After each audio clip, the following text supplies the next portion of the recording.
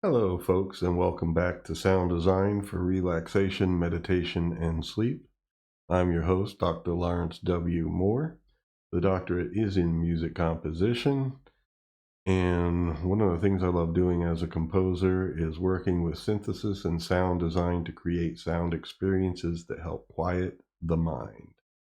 And in this episode, we're going to see how I make my synthesized ocean wave sounds, at least at this point in time, using VCV rack. If there are any aspiring synthesists or sound designers out there, they're looking for some tips on making synthesized ocean wave sounds, well, you're in luck because VCV rack is a free download for Mac, Windows, and Linux. And I can show you how to put this together using only the free modules. And many of my listeners like to see what goes on behind the scenes here and how I do what I do. So this series is for all those people. Thank you for your continued support. Nameless One, Peter, Amelia, Mike Gorley, and newly, Alex Petty. Alex Petty is a singer, guitarist, and also, I believe, songwriter. There's an original that I heard on his channel. But he was blessed with a beautiful voice and great guitar playing skills. I'm going to put his username in the description. Folks should check him out. And at the same time, Mike Gorley, your most recent release, Mountains, is beautiful as the rest of your music. Yeah, if you're looking for some beautiful, peaceful, relaxing music, Mike Gorley also has you covered. So I'm putting his username again in the description for the folks that would like to check the artists out. We independent artists are stronger when we work together. So anyway, in this episode, we're going to make some ocean wave sounds. So without any further ado, let's get on with doing that.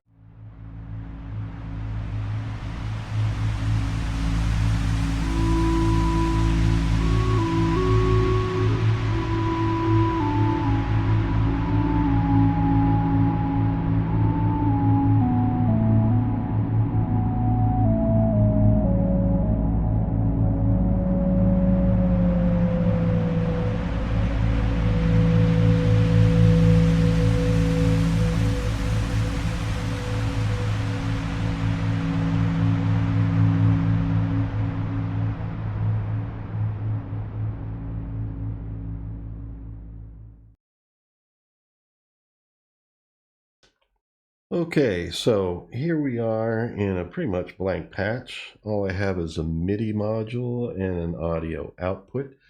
I usually do my sound experiences completely in VSV Rack without utilizing MIDI at all, but I've been experimenting lately with just basically triggering like sounds to happen using a MIDI keyboard, so I could eventually maybe integrate this work with my DAW.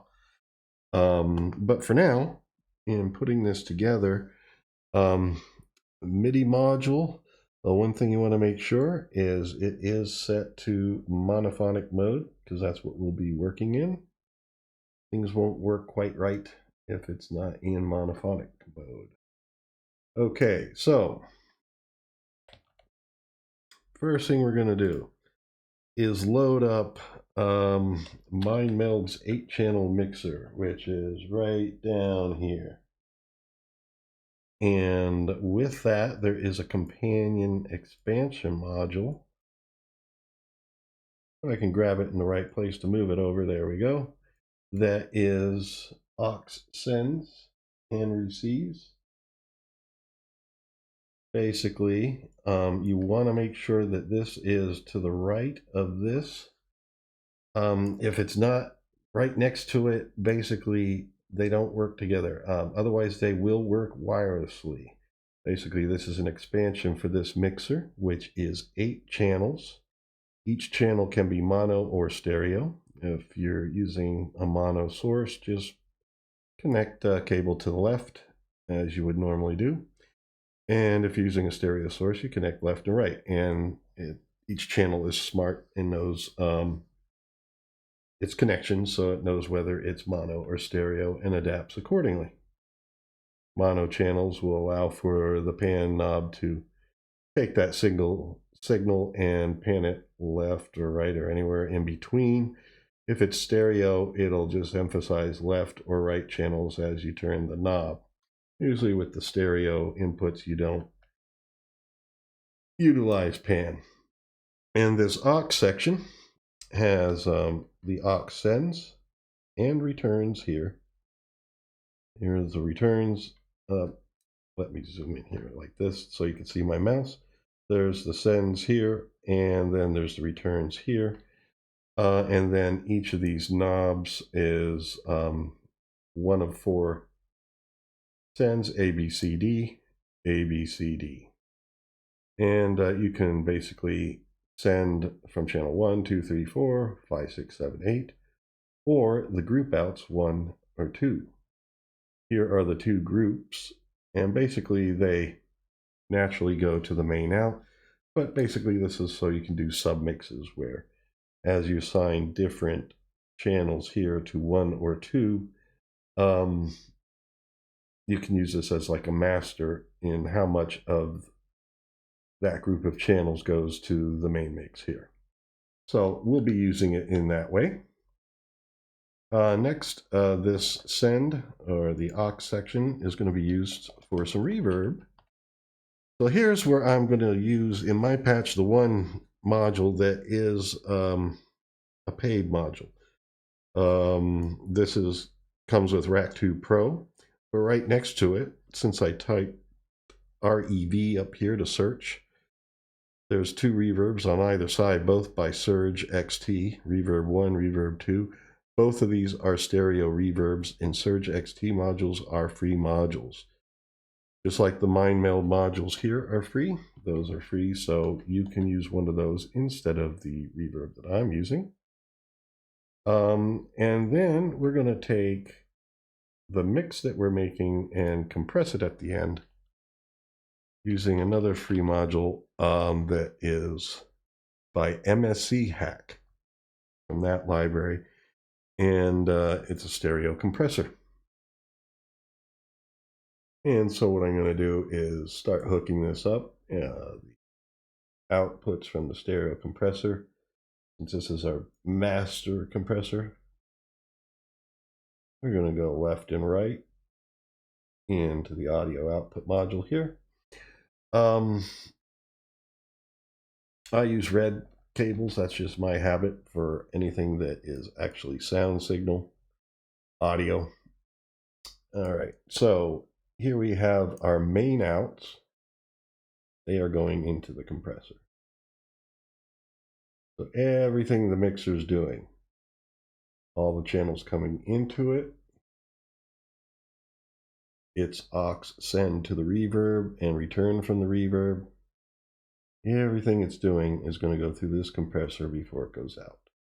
I like that in a way that in making these ocean wave sounds, especially with the frequency fluctuations as the waves sound like they're coming in, you know, there's a big shift towards higher frequencies, and there's a rise in amplitude that could be a little too much, and so overall I like to kind of even them out a little bit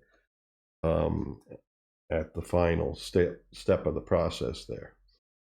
We should hook up our reverb, so we're going to take our aux send for aux A, put it into our stereo reverb. If you're using the Surge XT reverbs or some other free module, that's fine. Just make sure it's stereo. And those Surge XT modules are stereo. They do sound really good. I don't know. I just, for some reason, there's something about this reverb from VCV that I just love the sound of it. And part of Rack 2 Pro. So you got to have the Pro edition. It comes with that as well as the VST capabilities and a few other premium modules. So anyway, also with the mixer, I like to take each channel and do a little individual compression on them. And we can do that using this mixer and an external module that actually isn't from MindMeld, like the mixer itself. It's a Squinky Labs module that is an 8-channel compressor. And the great thing about it is, you know how each of these channels here on the mixer have left and right, or they can be mono or stereo? Well, the same thing here with its 8 inputs. And so what we can do is each channel on the Mind Meld mixer has its own insert out. And here it's in a polyphonic cable, channels 1 through 8, that can handle it whether they're stereo or mono. So it's really capable of carrying 16 channels. And if we plug it in here, even though they're from different module libraries, the beautiful thing is, if this is mono and this is stereo and this mono, this stereo, doesn't matter. You hook 1 through 8 up to the input here, and internally channels 1 through 8 here on the Squinky Labs compressor will adjust to being stereo or mono based on your input. So it's great. So we're gonna have the ability to compress each channel coming through this insert out. Basically, after sound comes in here, it goes through here, and then it'll come back through the rest of the channel through the return. The insert outs here have a send and a receive, not to be confused with aux sends and receives. But here, since there's no TRS cables in VCV rack, basically you gotta have a send and a receive for your inserts. VCV rack, I mean not VCV rack, Mind Meld also has a parametric equalizer that can work with the 8-channel mixer as well as the 16-channel mixer.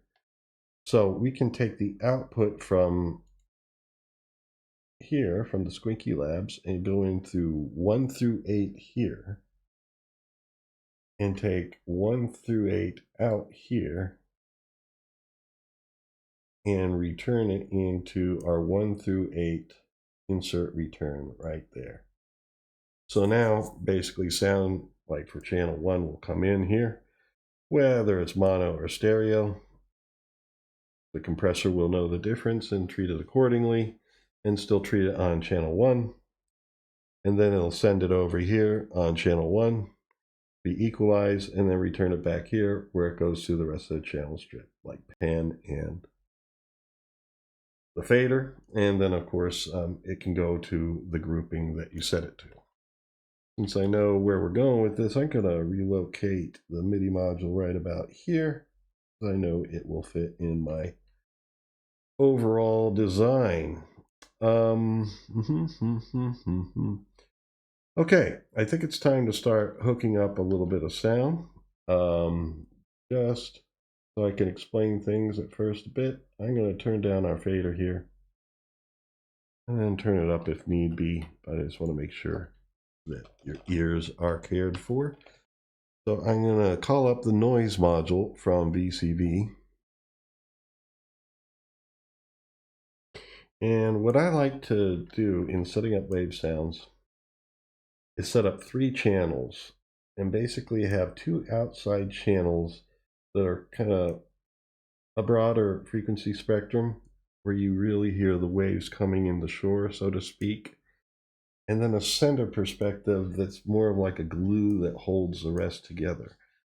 I'm going to make that glue first, and the kind of noise that I like to use for that, let's zoom in a little bit here, is blue noise. But since it's a sound signal, I'm using a red cable. That's just the color coding I like. So there you go, red for audio coming into the center channel.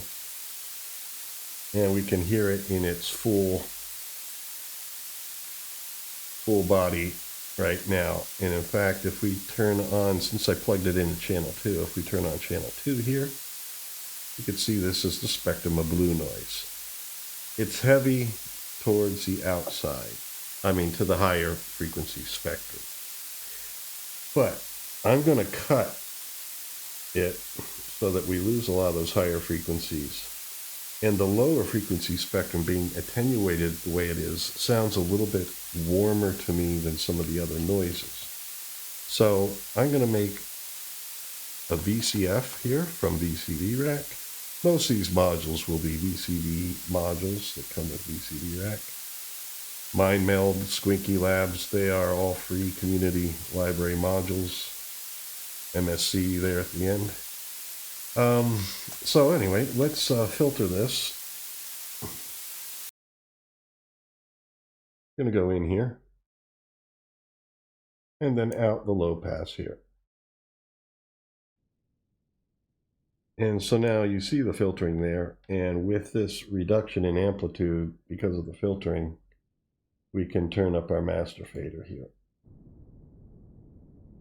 Now, you might hear that now, especially if you're listening to this on headphones. It's a really warm, low frequency response. The dial here is set to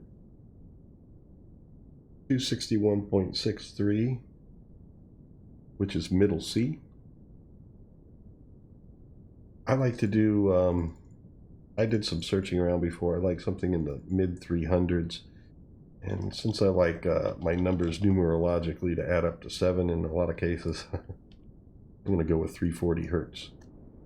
That was just a lot of prior fishing around, which you can, of course, do yourself and find your own values. There we go. That's allowed a few more middle range frequencies in. Now, I could use this equalizer to shape this.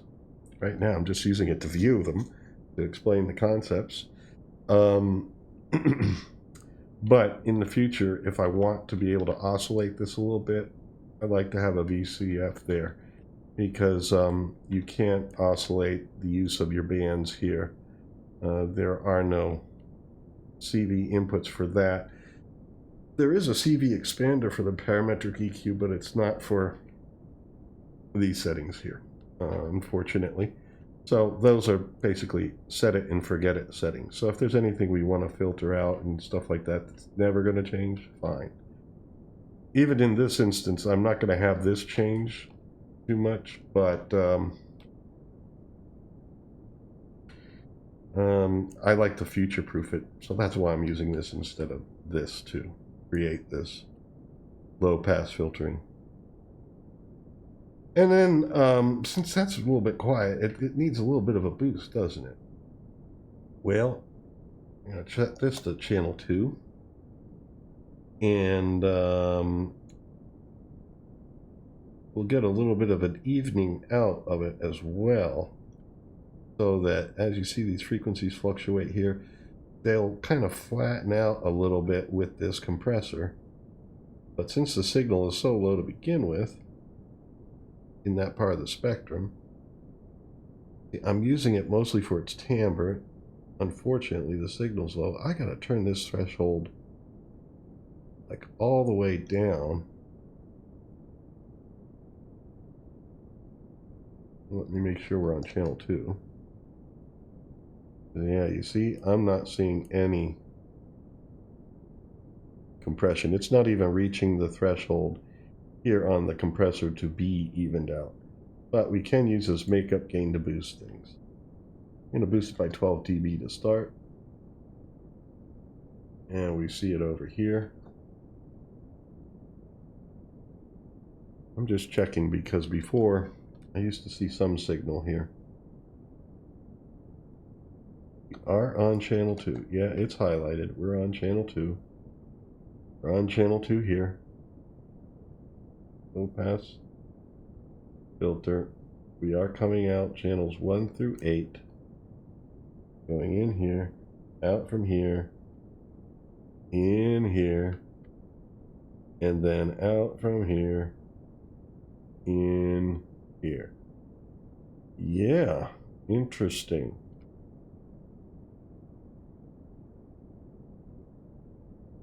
Maybe the attack time's a little too slow? No? Yeah, and I'm not seeing much of a boost over there. Something is not quite right here. It is toe. Yeah.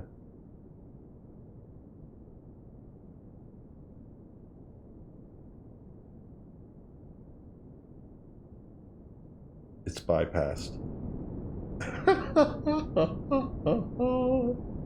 But still, you see we need that threshold just about all the way down just to get that much. And the 12 dB boost seems to be pretty good for us for right now. We'll mix this a little bit later. Make sure we're on 12, yeah. And we can see it boosted here. It's approaching the center line, so, you know, these aren't entirely even, but we can't have them totally even. It'll ruin the effect. So anyway, that's our center of the waves. Now this will make more sense as I go on. Next, we need to filter some other noise, because we're going to do a channel 1 and a channel 3. And those are going to be violet noise.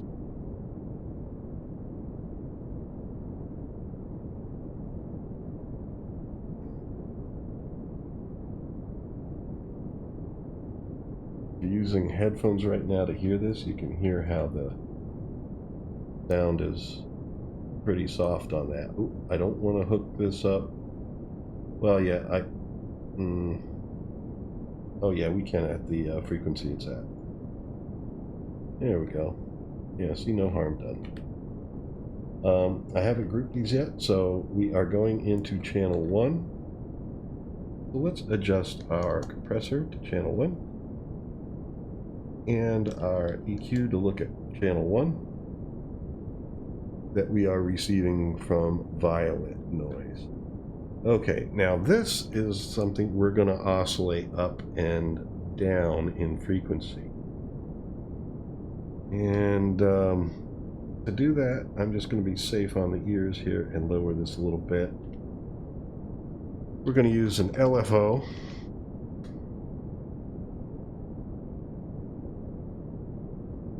I'm going to set its rate to 0.07. That's what I like. Nice and slow. And go yellow cable out because it's a control signal. Control the cutoff frequency of the VCF here. And then in order to allow it to do so, we need to turn this up. And I like to keep my numerologically 7 value, so I'm going to set it to 43. So basically right now this can go from the position it's at up to 43. Yeah, up to it's not a number in hertz. It's kind of like a numerical range, and so 43 I basically found in that area is basically what I want to rise to, and I chiseled it to 43 for numerological reasons. So we are going up and down in frequency here of the cutoff.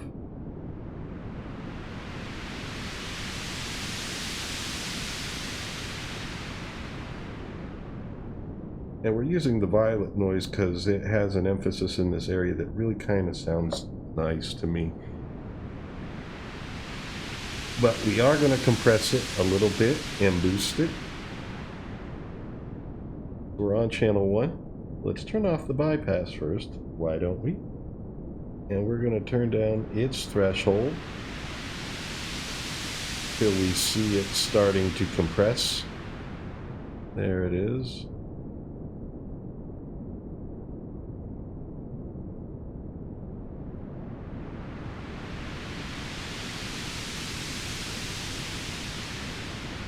Now, let's take a look at the value we have here. You right-click on these knobs, by the way, to get values. I'm going to make it -34. Staying with the 7s. Right about there. And then we're going to do a 12 dB boost here to be even with the other one. Now this channel and what we're going to put into this channel will rise above our glue here in the middle.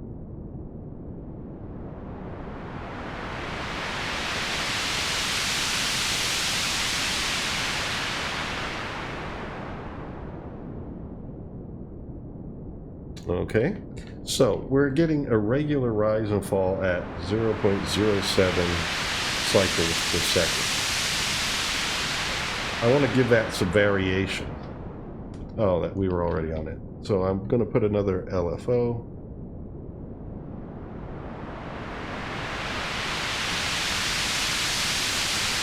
Excuse me.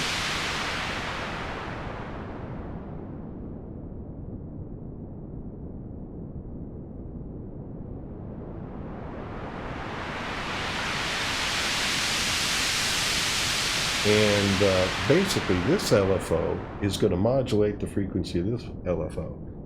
So it's set to 0.07. Well, it's going to treat that as a point that it will slow down from and return to. And I like to set the value for slowing down to be ranged to somewhere like -16. Once again, that's not hertz. It's mostly a value range. I believe it's 0 to -100. And -16 is about as much variation as, I want. Just so that this rise and fall isn't exactly the same in tempo all the time. Now, it's so slow, it's hard to perceive that. But also, I'm going to make it vary at a slow rate. And the rate will be 0.034. Let me type that again, make sure I got it right. Okay. So 0.034 times per second, this oscillator's speed is being varied. Well, it's regularly being varied at that rate. It just sounds more natural to me. It's just not regular.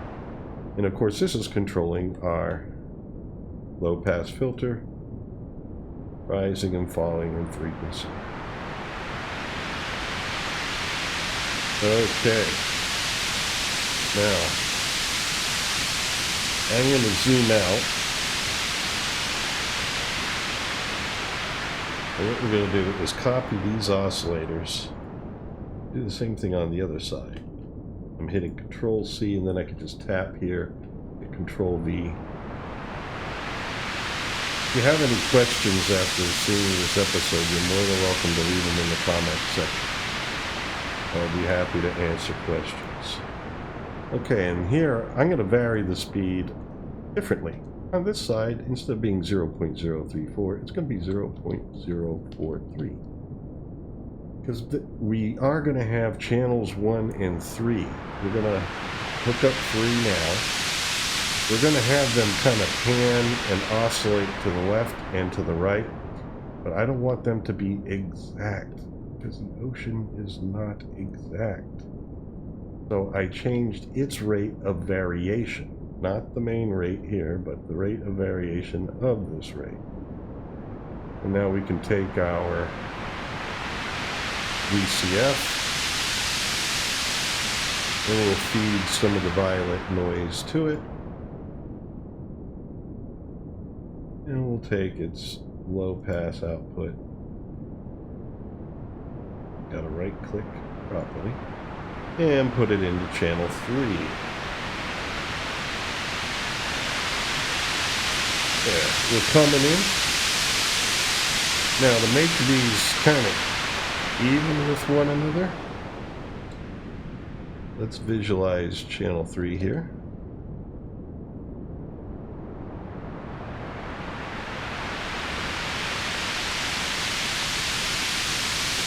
We're going to do the same compressor settings. Oh, I don't remember what I set them to. Well, you can always do that by right-clicking here, go to 1. Right-click on the knob, I know it adds up to 7. Control-A selects it all. Control-C copies. That would be Command-A and Command-C it back, and then you can go to channel 3. Right-click to open it, and then Control-D to paste the value in. And then we do a 12 dB boost at the end.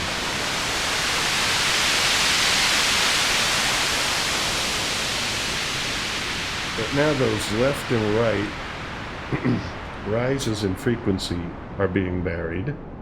So they're not the same because the rate of variation is different for each one. So they're not going to be in time totally with each other. Just like when you hear waves coming up on the coast. They don't come up at a straight line all together. Some towards the left and some towards the right are further back from one another and things like that. So we're putting that kind of variation in. Now, I want to do a little bit of panning.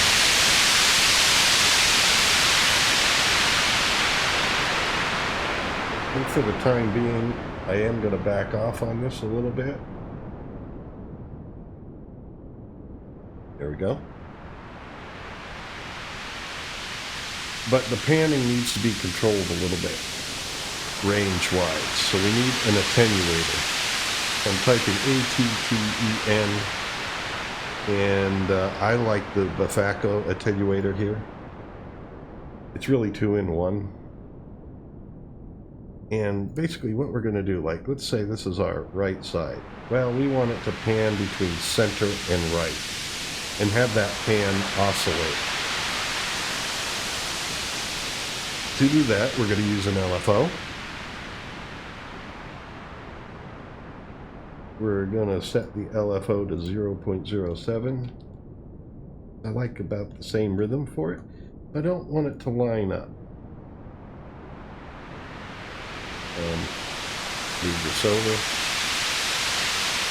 So over here, this LFO is creating a variation on this LFO of 0.034. So I am going to copy it.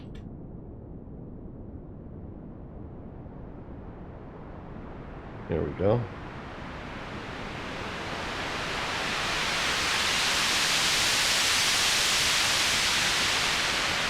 And it's going to control this one. Now we're going to have a 0.034 controlling a 0.07, where here we have a 0.043 controlling the 0.07. So the frequency rise and fall is not going to be totally in sync with the panning. They'll be a little off from each other, but sometimes they'll line up, sometimes they won't.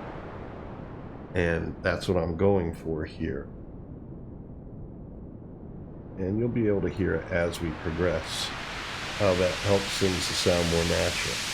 Now remember this, I like the variation to be something like -16. There we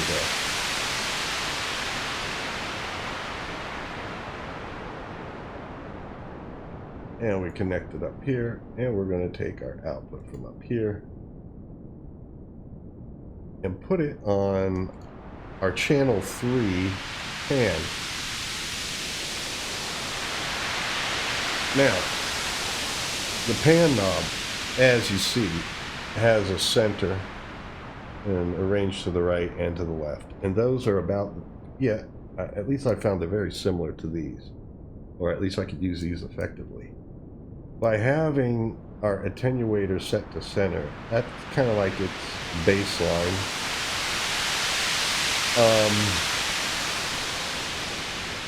Or at least with the red one. That's its offset. So that's kind of like its baseline. And then here, this attenuator, we're going to, there's 2 clicks to the right.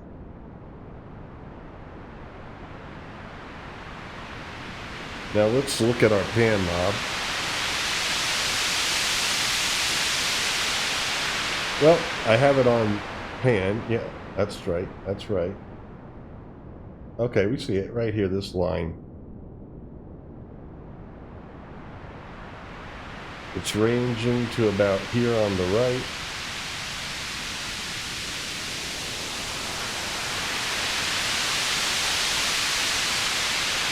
Let's mute these so you can hear it.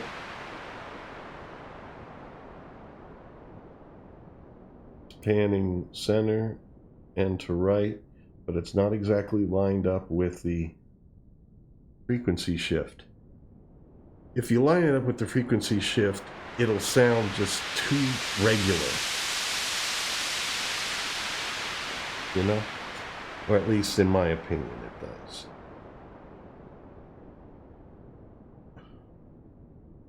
Okay, so we're going to do a similar thing on this side.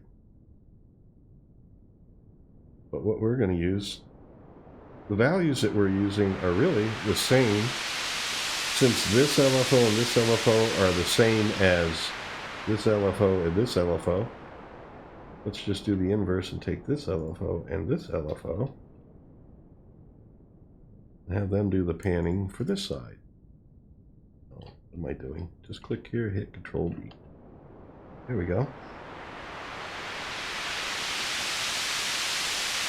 And the sine wave output is going to go over here to this attenuator. We're going to hook you up to the pan over here. Now we need to unmute it and then set the range.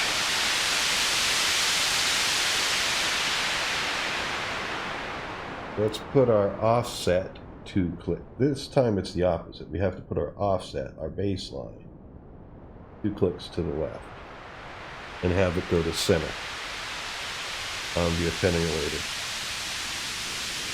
So now you see channel 1 and channel 3. They're not in sync, and I don't want them to be. But you see they're basically reaching out on either side to about the same point on each opposite side. Harder to see this one with the cable going over. But that's what's happening. And then we'll let our glue be in the middle.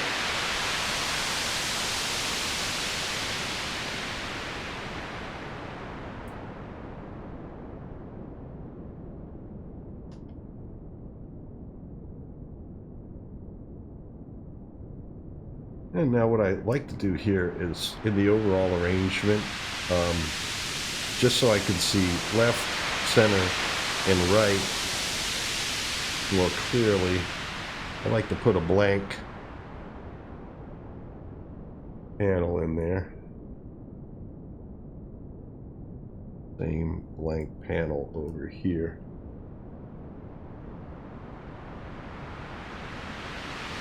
Come on, you can do it.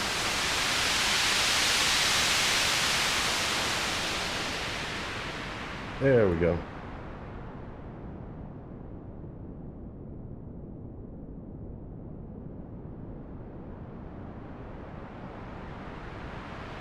Now we're not done yet. We got our reverb to hook up. We already have it hooked up, really. But our send is A. What we're going to do is make all these guys a group. This group 1, group 1, group 1. Now you can send them to reverbs individually by using the individual knobs here. But I'm sending them as a group. I'm also grouping them for another reason that we'll see shortly. You turn this group send to midnight. And what I've done through experimentation is, I like the width all the way up. And I like to put this about 3 o'clock.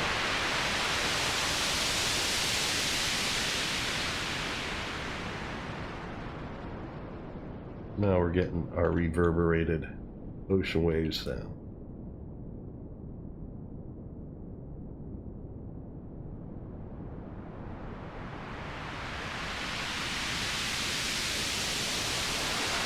Now remember, we are turning it down a little bit. I believe. Oh no, no, I think I turned, I did turn this fader down a little bit. So let's put it back up to its initial position.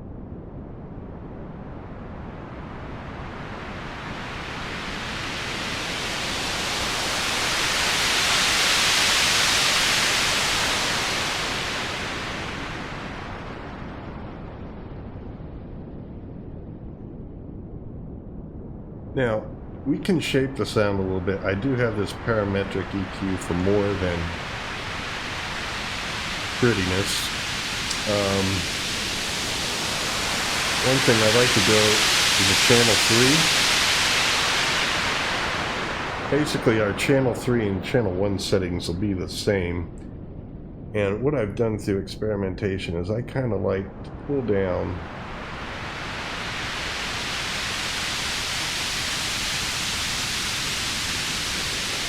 this band right here.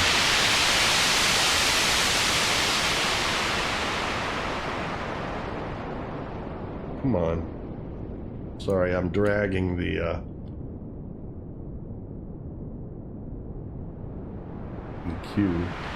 I'm going to have to do it like this. Here we go.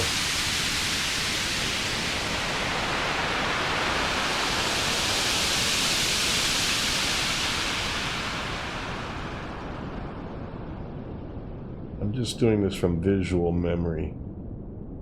There's something about cutting some of these frequencies here and then taking the fourth band. Now in the Q.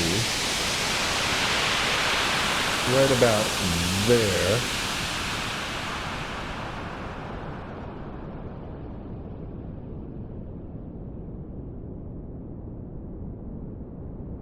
Here, let me shape it from my memory, how I had it.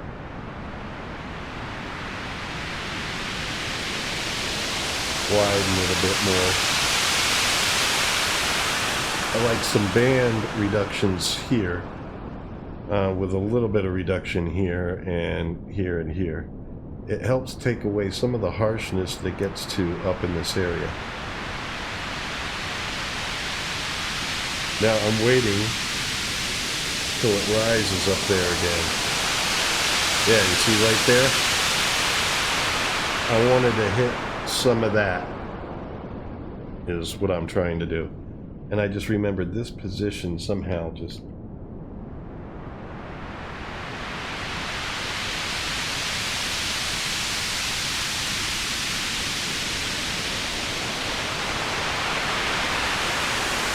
Now I need to do channel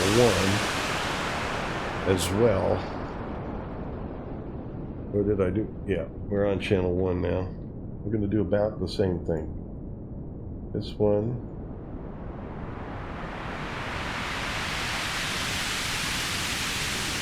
Goes here.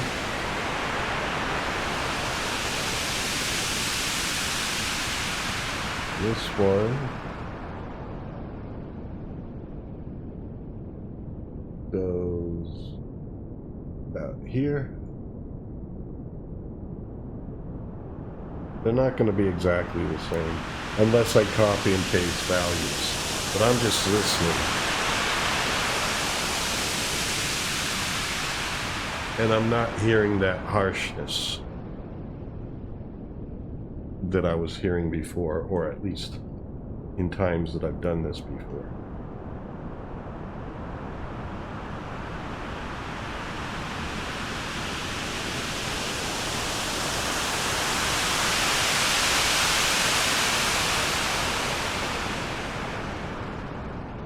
So I'm just listening right now. And that's sounding pretty cool. I mean, that's...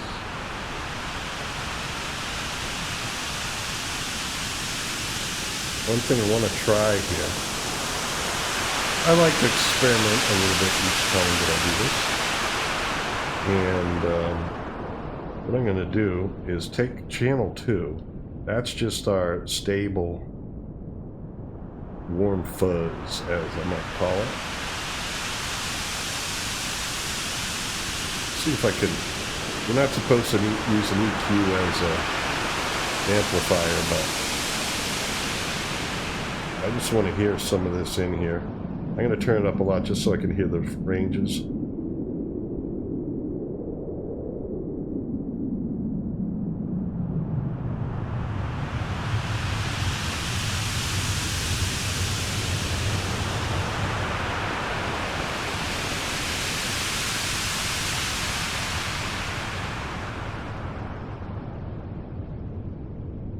We could probably capture that better, maybe like right about there.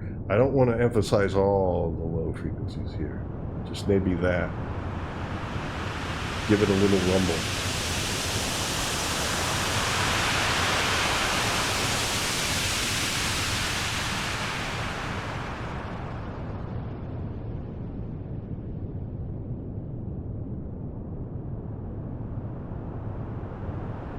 that lower mid rumble.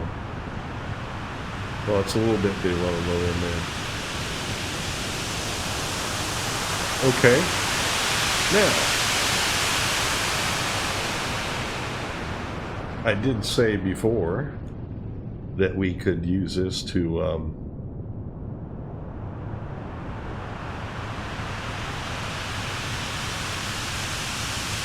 be controlled by a keyboard, so it goes on and off.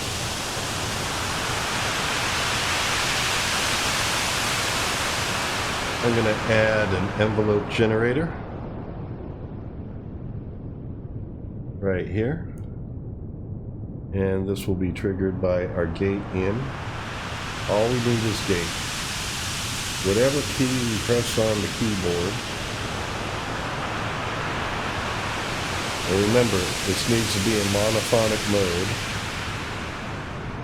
mode. Otherwise, you'll get 4 gates or 3 gates in succession, and you'll only hear this turn on, however, you know, in order of the polyphonic, in order of the key press. And keep it on monophonic. In other words, just keep it on monophonic.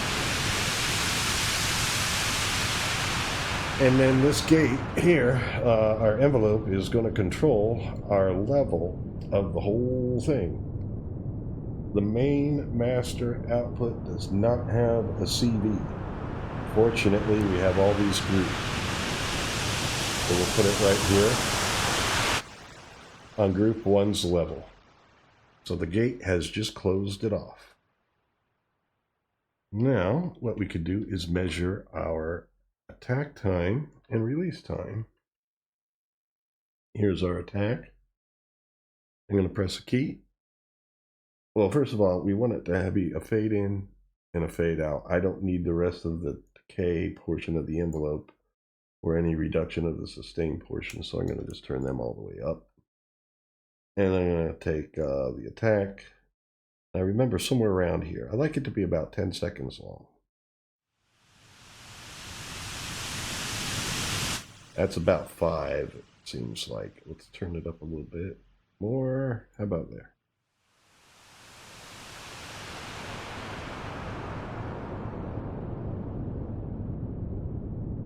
About 8. There. That should have it.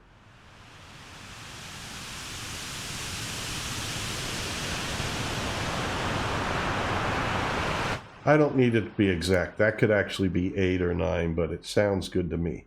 Now, these attacks have no control over whether the waves are in the high or low frequency of where they're at. You see, they're going on independently, you know, without the gate. And I don't mind that. That's fine with me. This is just kind of like fade in, fade out. They don't have to be at a certain point in their cycle, because that would make them, force them to be regular in other ways too. So let's put our release about the same, although you notice the release, it's an inverse of the attack, so its decay or its decrease is going to be quicker at first. So let me just hear it.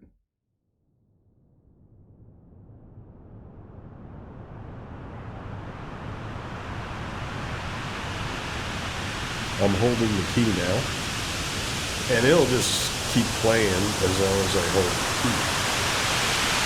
Now when I release it,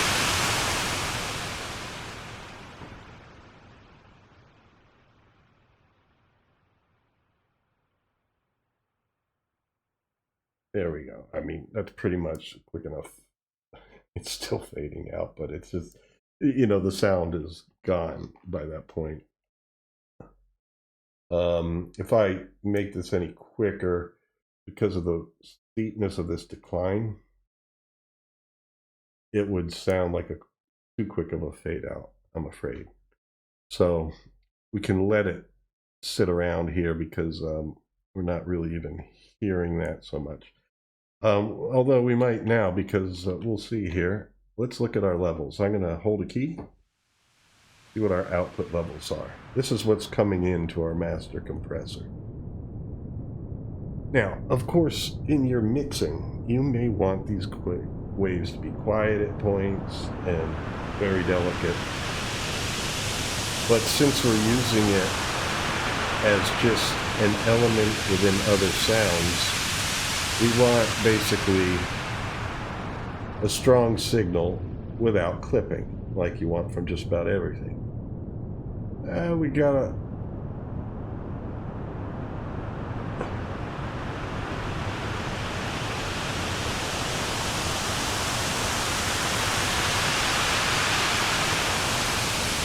I'm looking at this here, and I think we're just about golden. I don't think we want to go amber or anything like that on this. I don't think so. We're getting strong signal, and we're not clipping. So anyway, there we go. That's how I'm doing my ocean waves now. Now I can, eventually, maybe not for the next one, but eventually I want to use a DAW to control this so that I could just have, you know, a bunch of keys pressed, maybe 10 seconds each one, and back to back. And, well, I'll show you what I mean later. When I get to the DAW stage, after I show some other sounds that I've made, I'll show you how I put it all together in the DAW, because I haven't completed doing that yet. So in any case, well, thank you for joining me. I hope you learned something or valued this experience in some way. Please hit that like button. If you have any questions, please leave them in the comment section.